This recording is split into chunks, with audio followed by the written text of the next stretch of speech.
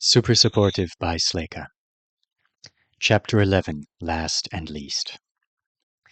"Look at what you have done to me," Alden said pitifully. It was evening. He was sitting in the cricket-filled lobby with Gorgon again, and he was picking chunks of tofu and pieces of lettuce out of a naan wrap that had been incorrectly labeled vegan at a food truck he'd passed on the way over. "Do you know why the bread at that place tastes fabulous? It's because it's grilled in butter. Do you know how I know that? It's because my brain now has an anti-joy narc living in it." "How long do you think you will complain about this particular topic?" the alien asked, licking coconut curry sauce from his own fingers. "How long is the narc going to be in residence?" Gorgon shrugged. Alden eyed him suspiciously. "I'm not going to grow horns, am I?" "Perhaps if you try very hard." "Ha ha! You're a comedian now." "You were telling me about your ambitions for your future," Gorgon reminded him.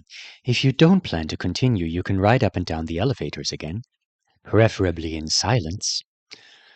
Alden slumped against the cushions of the sofa he'd chosen for himself tonight. "So you're a bossy alien now that you've drunk my blood? That's just my luck." But Gorgon had a point. Alden had been whining for a while. He sighed. "Pretty much told you everything, though. Hannah was a big influence. What happened to my parents was, too. I think battlefield support is a seriously important and underrated job. Plus, it's cool. As for more specific ambitions, I'd love to be a frost-focused adjuster or a trapmeister, or maybe something that was heavy on the buff abilities. But it's all just idle wishes. Even if the system does choose me, it's not like I can actually pick the exact class I want."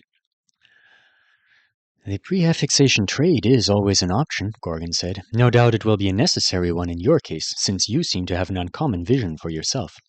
I'm sure you've realized that most classes lean strongly toward improving an individual's personal offense or defense. Classes that do otherwise tend to be ill-suited to spontaneous combat." Alden felt his eyebrows lift. When the system called you, there was a grace period of around 3 months before you had to accept your class.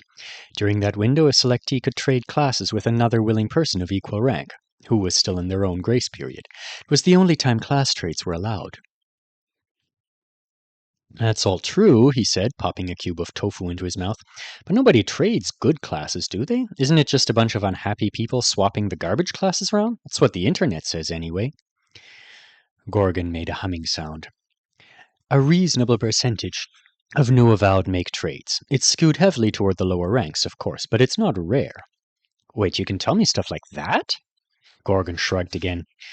"People who want to trade must do so with an approved witness at hand. I'm the witness for this region. It's my job to tell selectees this kind of thing." "Oh. But no specific class advice?" "None beyond what should already be abundantly obvious." Alden grimaced. "What do the avowed need a witness for anyway? What do you witness, exactly?" "It's a safety measure to confirm that someone who agrees to a class trade isn't suffering from undue outside influence. Many selectees have superhuman parents with strong opinions about their offspring's class choice. Sometimes they attempt to manipulate the situation." "You mean the parents of island-born supers? Their kid gets a class they don't like and they, threaten or mind-sway someone into trading with them?" "They attempt to, sometimes. It's not the norm, but it happens." Alden didn't doubt Gorgon, but he was surprised. He'd never heard so much as a whisper about something like that. You'd think it would be all over the place if heroes got caught bullying teenagers into giving up their powers for worse ones. "What's the most traded class? Can you tell me that?" "It's brute, obviously." "Okay, yeah, that is obvious. Sorry, numbers matter. Roughly 30% of those chosen by the system were a brute type, which was a much higher percentage than any other class. Of course it would also be the most traded one." "Of the brute classes, long sights seem to be the least popular variety. They are often offered up for trade and rarely accepted," Gorgon added. "Well, yeah, having a superpower that lets you see really far away isn't very special. Binoculars exist." Gorgon made the clicking sound Alden had decided meant he wanted to say something, but couldn't. He waited for a minute, but the alien didn't offer up any further comments on the subject. Alden considered the different classes. Only an idiot would trade Healer of Body. And a person would have to be an absolute moron to trade the super rare Healer of Mind. Even Alden would shift all his future plans in a heartbeat if those were offered. Sure, you were no good in a fight. but you could still help loads of people, and the class perks were the best. Any healer above D rank automatically received a passive that reduced the mental and physical effects of stress, and a blessing called Twice Life, which was exactly what it sounded like, a doubled lifespan.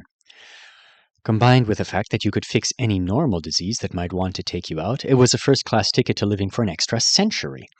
And at the highest ranks, it was even better. There was an S-rank healer of body on the island who'd been chosen in the first year the system went into effect. She was nearly 80, and she still looked 16.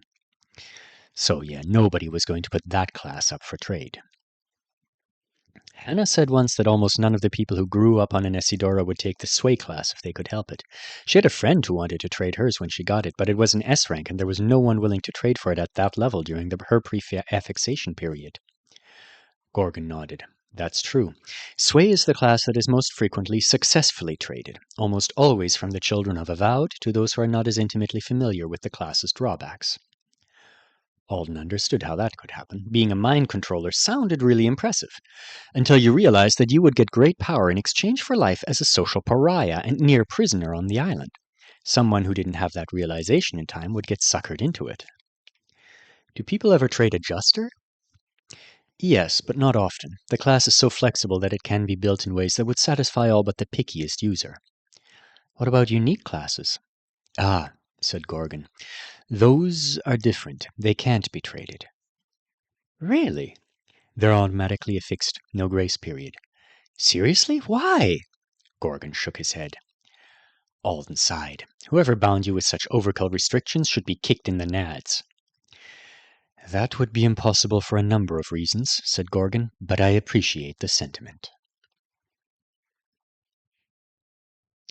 Hours later, after Alden had fallen asleep with one leg and an arm hanging off the side of the sofa, Gorgon turned out the last of the lobby lights. His eyes adjusted to the darkness in an instant, and he watched the boy silently.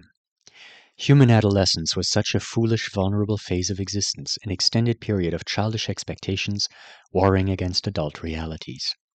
It was beautiful and stupid, like so many other aspects of life on Earth. Gorgon hoped his actions hadn't ruined whatever the boy had left of his own beautiful, stupid youth. You have chosen at long last, a voice from the distant past whispered in his mind.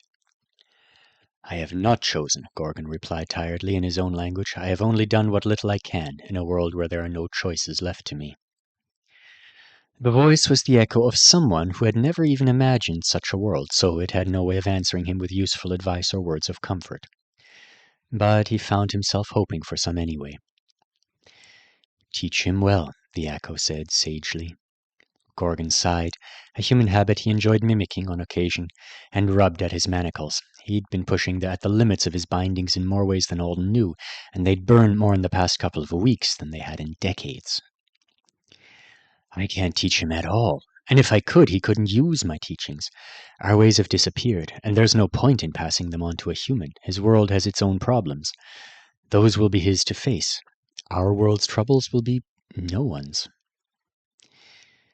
Here, too, was something the echo could not comprehend, that the whole of the universe it had known might pass from existence, that Gorgon might be utterly and truly alone, that a successor's purpose could be his own and not the purpose that had been the very center of every other chosen one's life.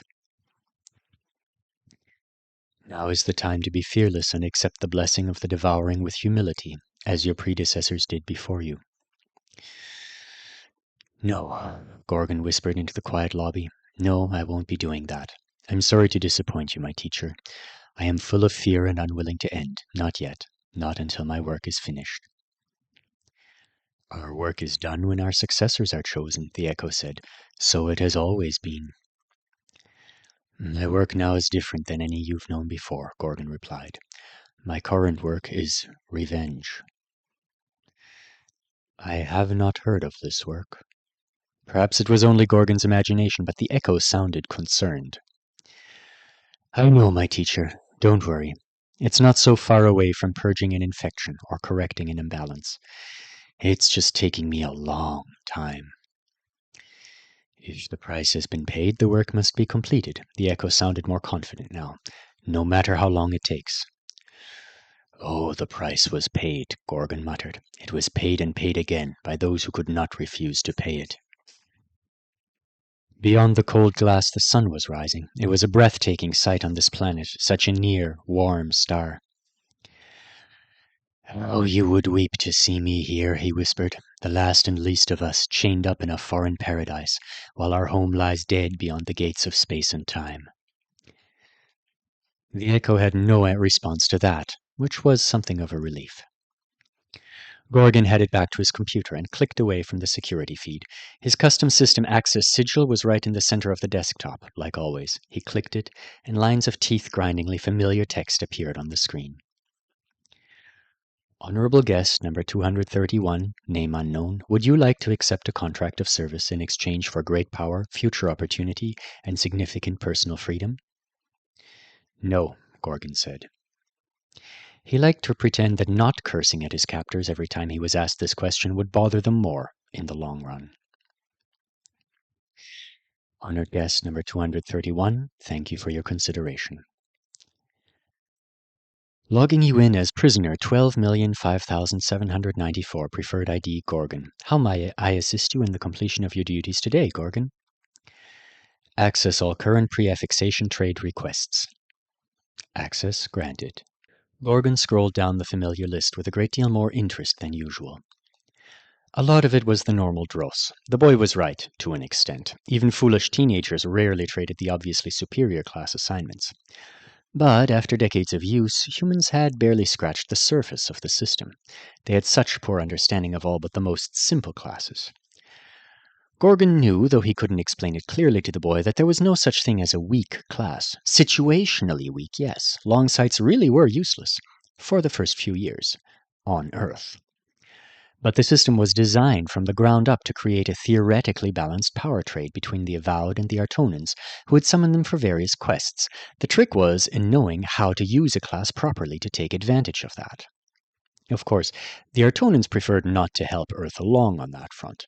All the better for them to technically gift other planets every bit of the power they promised, while offering meager or misleading instructions when it came to its usage. It kept the lower species in line. Gorgon's nostrils flared as he stared at the list in front of him. Even he didn't have a perfect understanding of what all the various classes did, but the battlefield support role the boy desired should be manageable with a trade into... Yes, there it was. And it was gone just as quickly. Frustrating. The class Gorgon had in mind was seen as an extremely undesirable one for those who dreamed of being superheroes, and at the same time it was a class certain other people longed for. In fact, some newly chosen Avowed waited through their entire grace periods trying to acquire it. And it wasn't common, less than 2% last time he checked. So it popped up at random intervals and was snapped up just as quickly, much like the Sway class. How was he supposed to point the boy toward it in the event that it became necessary? He couldn't just tell him to choose it. Or maybe he could, but he wasn't willing to pay the price for doing so. He liked Alden, but not enough to die for him. The magic that bound him worked on a very clever spell framework that had a limited ability to read his true intentions, so it was more flexible than it might have been, but it was also better able to identify infractions on his part. Well, he had nothing better to do with his time right now. He would work on the problem. Scheming was as good a cure for boredom as any other.